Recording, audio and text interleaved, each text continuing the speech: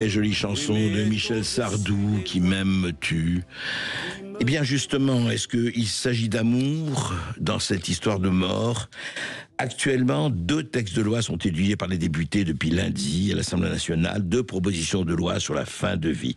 On en a parlé, l'une prévoit la création d'un droit opposable aux soins palliatifs, l'autre vise à instaurer un droit de l'aide à mourir. On sait qu'un certain nombre de pays ont déjà franchi le mont, on appelle ça l'euthanasie, mais justement vous allez découvrir que c'est plus compliqué que ça, et nous sommes heureux d'accueillir Philippe Juvin. Bonjour Philippe Juvin. Bonjour. Vous êtes à la fois député LR de Courbevoie, mais vous êtes, je ne dirais pas surtout, mais en tout cas depuis plus longtemps, chef des urgences de l'hôpital à l'hôpital Pompidou. Alors justement, vous êtes évidemment partie prenante dans ce débat qui a lieu en ce moment à l'Assemblée nationale.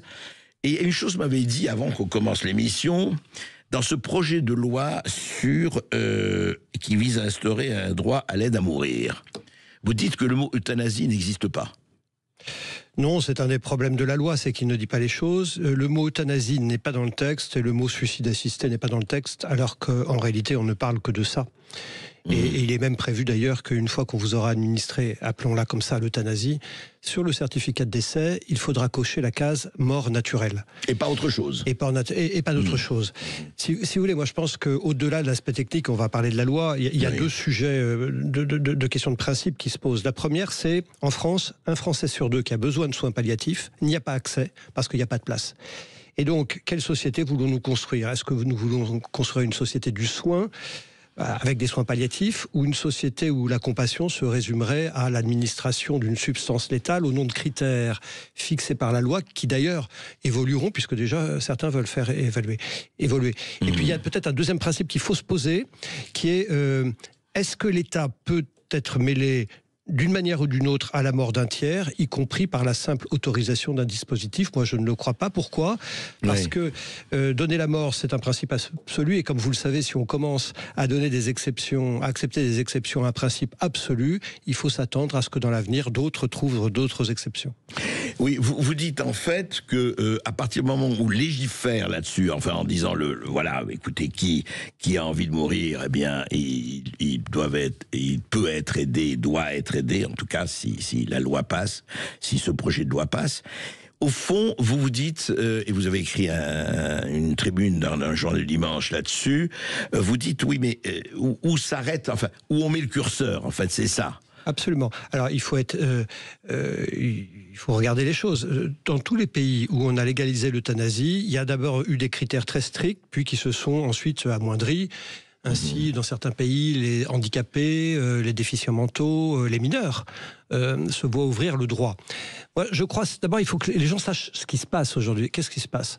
D'abord, si vous êtes en fin de vie, que vous avez des souffrances importantes, les médecins ont le droit de vous endormir. Alors, on ne vous tue pas. Mais on vous endort, mais vous ne vous réveillez pas, soyons clairs. Ça s'appelle une anesthésie générale, en fait. C'est la sédation profonde, c'est ça? Et continue, c'est ce qu'on appelle la loi Leonetti, que nous pratiquons évidemment dans les unités de soins palliatifs, mais aussi dans tous les autres services. Moi, je suis responsable d'un service d'urgence, il nous arrive de faire des sédations profondes.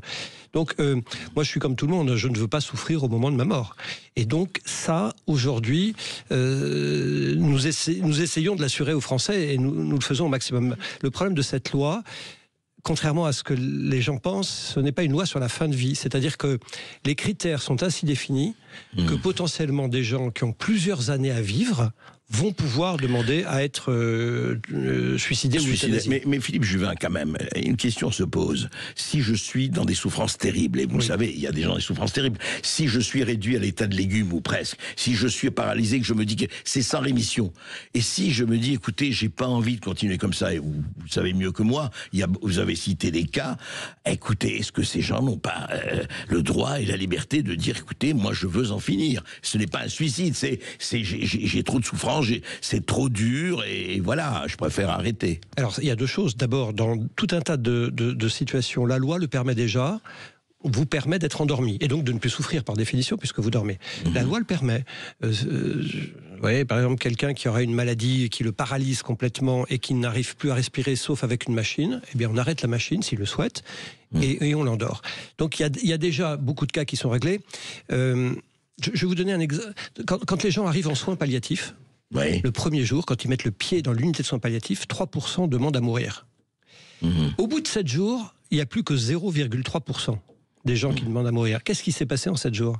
Eh bien, en 7 jours, en fait, on leur a apporté des réponses à leurs demandes à eux ou aux demandes de l'entourage. C'est vrai, mais s'ils ne sont que 3%, ça veut dire qu'ils ont de l'espoir. 97% viennent aux soins palliatifs avec espoir. Ah ben ça, mais ceux qui n'ont plus d'espoir. Mais justement, mon chiffre est le suivant. Oui. Il y a 3% qui disent « moi je veux mourir » et 7 jours plus tard, ils sont plus que 0,3%. Pourquoi ? Parce qu'on a apporté des réponses. En fait, moi, l'expérience que j'ai, alors elle est ce qu'elle est, hein, bien sûr. C'est de vous dire que quand on sait répondre aux souffrances des gens, à leurs problèmes, et qui n'est pas d'ailleurs qu'une souffrance physique telle qu'on le croit, la solitude, les problèmes d'argent, eh bien, quand vous répondez... Psychologiquement, le désespoir. Bien sûr, le désir de mort est fluctuant. Quand vous répondez aux demandes, eh bien, la plupart des demandes d'euthanasie s'arrêtent. Et ce que nous reprochons à la loi, c'est que c'est très expéditif. Dans l'Oregon, qui est un État en Amérique du Nord, quand vous demandez le suicide assisté, les critères sont différents, mais enfin, peu importe, il faut bien comparer ce qui existe. Vous avez des obligations jusqu'à 90 jours de réflexion. Tout à fait. J'ai un cas personnel, je ne vais pas l'exposer ici, je vous en avais parlé, où effectivement on a demandé à la personne, ma tante en l'occurrence, 3 mois et un peu plus de réflexion. Absolument. Et là, dans l'article 6, je vous lis l'article 6, je ne raconte pas. Après, du projet de loi, là. Du projet de loi, après un délai de réflexion d'au moins 2 jours. 2 jours, la personne confirme au médecin qu'elle demande l'administration. Donc, on est sur une procédure très expéditive. Par exemple, ces 2 jours, ça ne prend pas en compte une notion que nous connaissons tous, et particulièrement les psychiatres d'ailleurs, c'est que le désir de mort est fluctuant. Pourquoi ? Parce qu'il est souvent multifactoriel. Encore une fois, moi je suis contre l'acharnement thérapeutique. J'aurais été favorable, et je l'ai dit à la tribune de l'Assemblée, à une loi qui permette au fin du fin, quand on est au bout du bout, qu'on a mal et on n'entre pas encore dans les critères de la loi Leonetti de pouvoir vous endormir, éventuellement qu'on ait accepté une exception d'euthanasie, vous voyez, mais que ça soit que ça soit pas un système quasiment systémique qui est mis en place avec des gens, et je le répète, M. Berkoff, il faut bien l'entendre, hein, c'est une loi, les critères sont ainsi rédigés, c'est voulu ou pas, mais en tout cas c'est ça, les critères sont ainsi rédigés que potentiellement des gens qui ont plusieurs années à vivre peuvent bénéficier de cette loi. Vous savez, moi je suis un homme simple, je lis les lois, je lis le texte, donc je n'invente pas ce qu'il y a dedans, et je le lis. Mais là on va être un peu philosophique, et vous l'êtes aussi, Philippe Juvin. C'est vrai, vous avez dit, là la loi dit que les gens qui ont quelques années à vivre pourraient demander effectivement que cette vie soit atténuée. Elle ne le dit pas comme ça, mais les critères sont ainsi faits que ça couvre des gens qui ont plusieurs années à vivre. Mais si, encore une fois, mais c'est vrai que c'est un problème philosophique et qui n'est pas simple et c'est le moins qu'on puisse dire. Mais si ils estiment que ces années à vivre, le prix est trop cher pour le payer, voilà, qu'est-ce qu'on fait ? Ah non, mais je veux dire que Romain Gary, Monterland, enfin, moi je pas. Ernest Hemingway, mais même en prenant le but du PQ. Je ne reproche pas aux gens de se suicider, ils ont le droit de se suicider. Ce que je vous dis simplement, c'est que si c'est l'État qui organise les choses. En fait, il ne faut pas le droit au suicide, quelque part. Si, il faut un droit au suicide, mais ce n'est pas à l'État de l'organiser.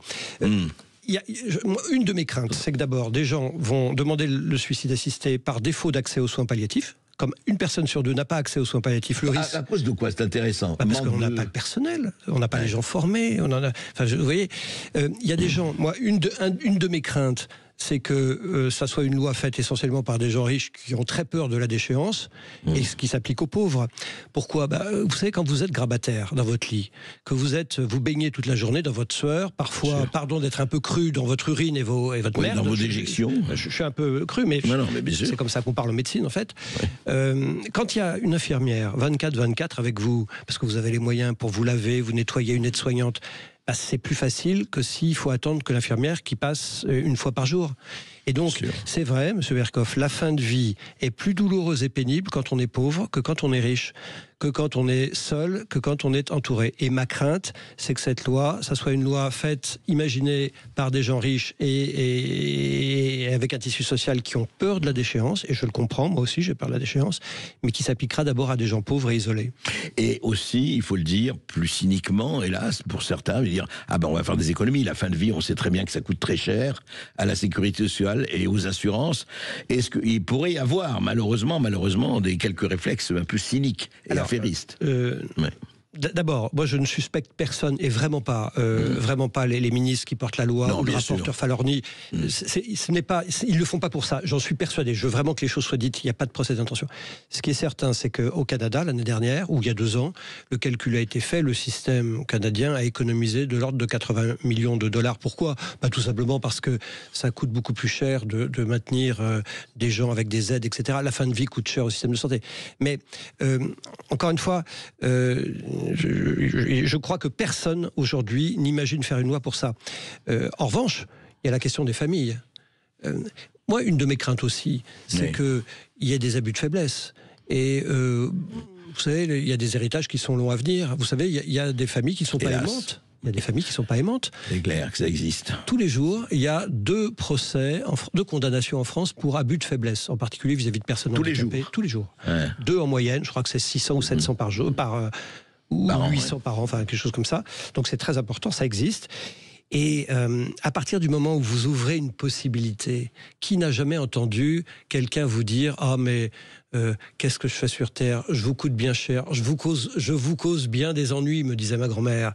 Eh bien ça tombe bien, là il y aura une loi qui fait que ma grand-mère, elle peut décider qu'elle ne pose plus d'ennuis. En fait, l'abus de faiblesse, la pression sur les plus vulnérables.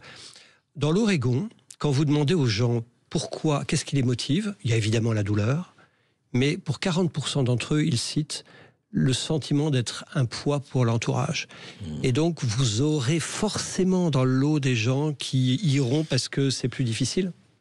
Alors c'est tout le problème, on va en parler juste après, on va continuer à en parler avec Philippe Juvin après cette petite pause. Est-ce qu'il ne faudrait pas peut-être ajouter un certain nombre de choses, parce que encore une fois la question de la liberté se pose, mais vous avez raison, si la liberté est surveillée et contrainte, ce n'est plus une liberté. On en parle avec Philippe Juvin, restez avec nous après cette petite pause. Soins palliatifs, choisir sa vie, choisir sa mort, on en parle depuis, et c'est passionnant, depuis le début de l'émission avec Philippe Juvin, qui, je le rappelle, est député à l'air de Courbevoie et chef des urgences à l'hôpital Pompidou. Mais alors Philippe Juvin, est-ce qu'il n'y aurait pas, effectivement, parce que le problème qui est posé, c'est une loi qui est valable pour tout le monde, est-ce que dans ce cas-là, ça veut dire quelque chose? Et deuxièmement, qu'est-ce qu'on peut faire? Est-ce qu'on arrête là, où il y a des choses quand même à améliorer ou à préciser dans ce qu'il y a de traitement? Et surtout, j'allais dire, est-ce que l'une des priorités n'est pas d'augmenter, alors vous allez me dire où est-ce qu'on va trouver l'argent pour les unités de soins palliatifs? Vous dites qu'un Français sur 2 ne peut pas en bénéficier. D'abord, oui, vous avez raison. La priorité, c'est que d'abord, il faut qu'on se donne les moyens pour pouvoir soigner les gens. Et d'ailleurs, pas seulement les soins palliatifs, parce que quand vous êtes chez vous et que il y a quelqu'un qui vient vous laver 2 fois par jour, c'est mieux qu'une fois par jour, et ce n'est pas du soin palliatif. Donc, il y a tout cet accompagnement. Bien sûr. Ma crainte, je le répète, c'est qu'il y a des gens qui choisissent le suicide assisté ou l'euthanasie par défaut d'accès aux soins. Premier point. Deuxième point, vous me posez la question, au fond, quelle aurait été la bonne loi à part augmenter l'intensité des soins qui est fondamentale. D'abord, je vous répète, la plupart des cas aujourd'hui sont couverts. On a le droit de vous endormir pour que vous ne souffriez pas. Ouais. Mais c'est vrai que j'aurais aimé, parce que on aurait légalisé une exception d'euthanasie, disons-le comme ça, c'est le mot qu'avait utilisé le Conseil d'éthique il y a une dizaine d'années. Une exception d'euthanasie. C'est-à-dire des cas exceptionnels. Dans des cas exceptionnels, à la fin du fin, quand le patient n'en peut plus, que le médecin voit que c'est fini. Voilà, pourquoi pas. Mais vous voyez, le problème de la loi, c'est que du coup, elle englobe tout, elle est générale, et on le voit à la lecture du texte qui est là, c'est que du coup, ça va couvrir des tas de gens qui ont potentiellement des années à vivre. Et vous me dites alors, autre question, avec la loi actuelle, qu'est-ce qu'il faudrait faire pour l'amender ? Outre ce que je viens de vous dire... Oui, ou préciser, ou moi, par exemple, j'aurais fait quelques propositions. J'avais dit qu'il faudrait une obligation de voir un psychiatre, des délais plus longs. J'aurais souhaité exclure de principe certaines catégories de gens. Par exemple, un déficient mental. Vous ne pouvez pas me dire que son consentement est libre et éclairé. Oui, qu'il a son libre arbitre. Quelqu'un qui est sous tutelle, qui n'a pas le droit de signer un chèque, la loi prévoit qu'il a le droit de demander l'euthanasie. Donc vous n'avez pas le droit de signer un chèque, mais vous pouvez demander l'euthanasie. Convenez qu'il y a une difficulté intellectuelle quand même. Un problème. Et globalement, toutes les maladies psychiatriques. Et là, je me fais le relais de mes confrères et mes collègues psychiatres qui sont très inquiets parce que face aux demandes de suicide, qui est notre quotidien et qui est le quotidien des psychiatres. Quand vous dites c'est un quotidien, C'est vraiment un quotidien. Quelle est la proportion de demandes de suicide comme dans ça? Un service d'urgence lambda, vous avez tous les jours des gens qui viennent soit parce qu'ils veulent se suicider, soit parce qu'ils ont essayé de se suicider. C'est tous les jours, dans tous les services. Et face à ce risque, que font les psychiatres? Ils développent des dispositifs destinés à améliorer la santé mentale. Et le risque, c'est que avec cette proposition, on va troubler les repères. On va troubler les repères. On explique qu'il faut prévenir le suicide, mais on va potentiellement l'organiser. On ouvre une porte, quoi. J'aurais aimé, par exemple, qu'on exclue toutes les maladies mentales, les schizophrènes, les dépressifs. Est-ce que vous croyez que vous êtes libre quand vous êtes en dépression? Les psychiatres savent que non. Donc la décision de mort que vous prenez, et qui n'est pas exclue, le syndrome dépressif n'est pas exclu. Ce qui est exclu, c'est quand la personne n'est pas libre et éclairée. Mais dans les discussions parlementaires, je vois très bien mes collègues qui considèrent que certains patients en dépression, certains schizophrènes, certains bipolaires peuvent donner un consentement libre et éclairé. Moi, je pense que non. Je pense que quand on souffre d'une maladie psychiatrique, par définition, son consentement, en tout cas pour demander la mort, n'est pas libre et éclairé. Eh bien, il faut exclure ces gens-là. Et alors, est-ce que le projet de loi de ceux qui défendent l'euthanasie, même s'ils il ne le nomme pas, est-ce qu'il prévoit l'abus de faiblesse, de voir un peu ce qui peut se passer en cas d'abus de faiblesse et autres? Eh bien sûr que non, c'est un de nos combats. C'est pas prévu, ça? C'est pas prévu. Alors, ce qui est prévu, c'est qu'il y a un médecin qui va vous examiner, qui va étudier votre dossier, qui aura 15 jours, qui va prendre des avis, sans d'ailleurs que les gens qui donnent votre avis vous voient. C'est-à-dire que vous pourrez physiquement ne voir qu'un seul médecin. D'accord, un seul. Oui, ça c'est l'obligation. Vous pourrez peut-être en voir un deuxième si le deuxième veut vous voir, mais s'il dit non, moi le dossier me suffit, vous n'aurez rencontré en tout et pour tout qu'une personne. Donc déjà c'est un sujet, ça. Et c'est à ce médecin-là de s'assurer qu'il n'y a pas d'abus de faiblesse. Mais quand vous êtes tout seul, quels sont les moyens de s'assurer que vous n'avez pas d'abus de faiblesse? Non, mais est-ce que le médecin ne doit pas voir, les proches, les gens? Est-ce qu'il y a une enquête, Est-ce qu'il y a une enquête? Non, le médecin, il recueille l'avis d'un second médecin qui n'est pas obligé de vous voir, d'un auxiliaire médical d'infirmier qui vous soigne éventuellement, qui n'est pas obligé de vous voir, et il peut demander aussi à un psychologue, à un psychiatre, sans que ceux-ci soient obligés de vous voir. Donc il faut bien comprendre que la procédure est ainsi faite qu'à la fin du fin, il y a des gens qui bénéficieront de l'euthanasie, mais qui n'auront rencontré que leur médecin. L'abus de faiblesse, c'est très important. Si nous étions frères tous les deux, nous sommes de la même famille, vous avez le droit, ou j'ai le droit de vous donner un rein si vous souffrez ou si je souffre d'insuffisance rénale. Ça s'appelle le don d'organes intrafamilial. Eh bien, pour s'assurer que vous êtes d'accord et que je suis d'accord, que prévoit la loi? Prévoit qu'un juge, un magistrat, soit saisi en urgence et dise oui, monsieur Berkoff, il a le droit de donner son rein à monsieur Juvin parce qu'il est d'accord, il ne fait pas l'objet de pression. Tous les deux sont d'accord. Moi, je souhaitais qu'un juge puisse dire oui, la procédure a été respectée. Et là, il n'y a pas de juge dans le circuit. Mais même pas. Même pour quelqu'un qui est sous tutelle. C'est-à-dire pour il n'y a aucun juge qui rentre dans le circuit. Il n'y a pas d'enquête sur la famille, les proches, etc. Non. Pour vous mettre sous tutelle, il faut un juge. Et c'est normal. Eh bien sûr. Le même qui est sous tutelle, qui va bénéficier d'euthanasie, ne verra pas de juge. Vous trouvez ça normal? Non, en fait, ma crainte, si vous voulez, c'est que on prétend qu'il y a des critères, mais ces critères ne sont pas stricts. C'est ça notre inquiétude. Et c'est que du coup, ça soit ouvert à bien d'autres gens et des abus de faiblesse. Et comme disait l'autre, quand il y a du flou, il y a un loup. Absolument. Et là, on parle de mort. Mais oui. Alors, il y a une commission de contrôle qui va contrôler, mais a posteriori, quand vous serez mort. Qui va s'assurer. A posteriori. Oui, exactement. C'est intéressant. Donc effectivement, si les critères n'ont pas été respectés, ça vous fera une belle jambe, si je puis me permettre cette expression un peu vulgaire. Donc non. Il faut des critères, il faut exclure des catégories, en particulier les malades psychiatriques, ça c'est pas possible. On peut pas accepter qu'un schizophrène ou un déficient mental puisse demander l'euthanasie. Alors on me répond, mais le médecin saura dire non. Sauf qu'il est tout seul, peut-être qu'il y en a qui diront oui quand même. Voilà. Non mais pardon, je reviens à ce que vous dites, moi qui me scandalise, en tout cas qui m'étonne, c'est que par exemple quelqu'un qui demandera, selon le projet de loi, il faut qu'il ait des critères, bien sûr, il faut qu'il les souffre. Non, bien sûr. Mais est-ce que par exemple il n'y a pas le devoir de demander à ses proches, sa femme ou son mari, etc. Est-ce qu'il y a dans la procédure le devoir en tout cas de consulter l'entourage, etc. Enfin, de faire une enquête. Je vous lis le texte. Le médecin recueille l'avis écrit d'un médecin, d'un deuxième médecin, qui peut ne pas vous voir, d'un auxiliaire médical, qui peut ne pas vous voir. Il peut, pas obligé, recueillir l'avis d'autres professionnels de santé, en particulier psychologues. Et lorsque vous êtes sous tutelle, il informe la personne chargée, le tuteur, et tient compte de ses observations, tient compte, mais on ne sait pas comment. Et enfin, il peut, à la demande de la personne, pas obligé, recueillir l'avis de la personne de confiance. Oui, c'est intéressant. En fait, pas d'enquête. Nous avons une auditrice, nous avons Régine qui nous appelle 2 fois. Bonjour Régine. Oui, bonjour. Bonjour à vous André et à votre invité. Bonjour, Alors moi, madame. je suis d'une famille où nous avons des Alzheimer dans la famille. Et les Alzheimer, justement, ne sont pas du tout concernés par cette loi, puisque une personne atteinte d'Alzheimer à un stade avancé, je dis Alzheimer et tous les problèmes de sénilité profonde. Hein.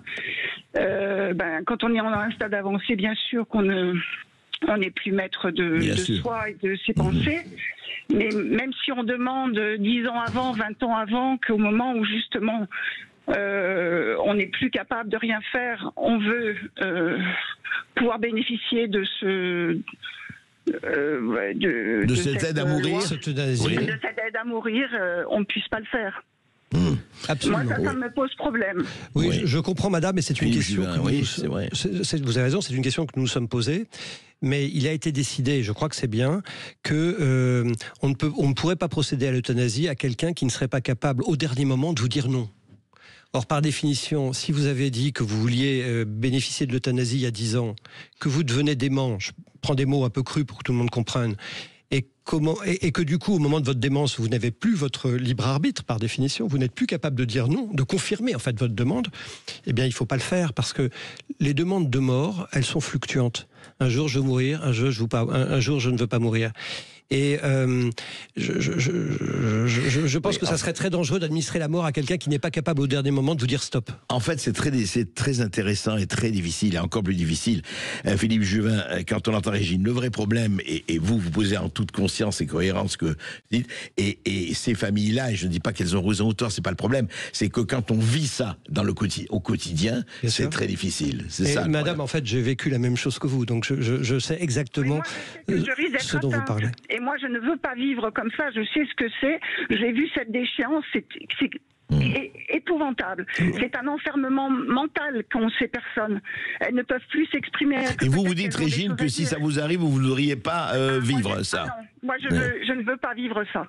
Absolument pas. Il y avait un travail qui a été publié il y a quelques années on prenait des jeunes qui avaient un accident de moto et qui devenaient paralysés des 4 membres. Et on leur demandait, le premier jour de leur accident, est-ce que votre vie vaut le coup d'être vécue ? Évidemment, la réponse était non. Et la veille, il marchait, le lendemain, il ne marchait pas. Et puis, au fur et à mesure que les mois passaient, eh bien, ils voulaient vivre un peu plus. Donc la demande demande de mort, elle varie aussi avec le temps. Mais ce qui est intéressant dans l'étude... Mais là, ça ne peut plus varier, là. Et là, oui. C'est passé de l'autre côté. Bien sûr. Mais il y avait une deuxième chose, c'est qu'au même moment, on demandait aux soignants, qu'est-ce que vous en pensez ? Est-ce que sa vie vaut le coup d'être vécue ? Eh bien, à tous les moments, les soignants, c'est-à-dire les gens bien portants et l'entourage, disaient non. Enfin, voyaient la vie pire que le patient lui-même. Madame, je comprends tout ce que vous dites, sauf que je pense qu'on ne peut pas donner l'euthanasie à quelqu'un... il faudrait ne pas donner l'euthanasie à quelqu'un qui ne serait pas capable de dire non au dernier moment. Voyez, c'est de la maltraitance mentale, excusez-moi. C'est un débat compliqué. C'est un débat très compliqué, effectivement. Je crois que on ne va pas se mettre d'accord là-dessus. Et d'ailleurs, il n'est pas question de se mettre d'accord. Mais merci Philippe Juvin. En tout cas, vous avez exposé ce qui se passe et aujourd'hui, et à chacun de dire ce qu'il a à dire. Et c'est très très important, en tout cas, qu'on ait des témoins et des témoins aussi qui sont dans la pratique de la chose. À tout de suite.